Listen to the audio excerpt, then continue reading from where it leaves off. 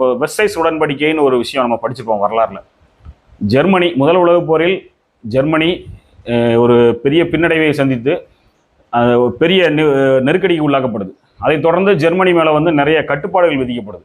இந்த போரில் ஏற்பட்ட இழப்புகளை ஃபுல்லாக ஜெர்மனி ஈடுகட்டணும், அந்த மொத்தமாக பணத்தை கொடுத்து செட்டில் பண்ணாலும் சரி தான், இல்லைனா அதற்கு வட்டி தொகையை கொடுத்தாலும் சரி தான் அப்படின்னு சொல்லி அமெரிக்கா, நேச நாடுகள், அமெரிக்கா எல்லாம் சேர்ந்து ஒரு உடன்படிக்கை ஜெர்மனி கூட போடுறாங்க. இரண்டாம் உலகப் போருக்கு முக்கிய காரணமாக அந்த வெர்சஸ் உடன்படிக்கை தான் இருக்கும்.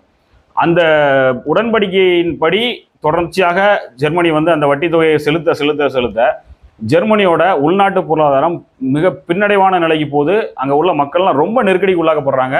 அந்த நெருக்கடியை தாங்க முடியாமல் தான் நாங்கள் அந்த வெர்சைல்ஸ் உடன்படிக்கையை மீறுறோம் அப்படின்னு சொல்லி அதை மீறி நாங்கள் இனி அந்த போர் இழப்பீட்டு தொகையை தரமாட்டோம் அப்படின்னு சொல்லி அந்த இரண்டாம் உலகப் போருக்கு அது ஒரு பெரிய காரணமாக அமையுது.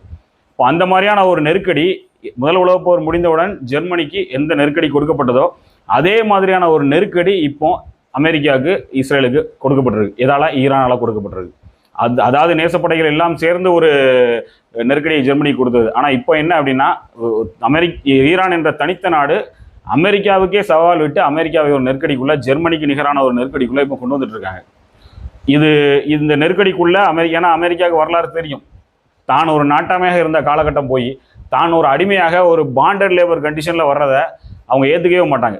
இப்போ அமெரிக்கா இந்த போருக்கான இழப்பீடை தர சம்மதிச்சு அப்படின்னா இந்த போருக்கான இழப்பீட்டை கொடுக்குறதுக்காக பல ஆண்டுகள் அமெரிக்காவோட பொருளாதாரம், அங்கே உள்ள தொழில் எல்லாமே நடக்கணும். அங்கே உள்ள மக்கள்லாம் உழைக்கணும். உழைச்சாதான் இந்த போரோட இழப்பீடை வந்து அவங்க சரி கட்ட முடியும்.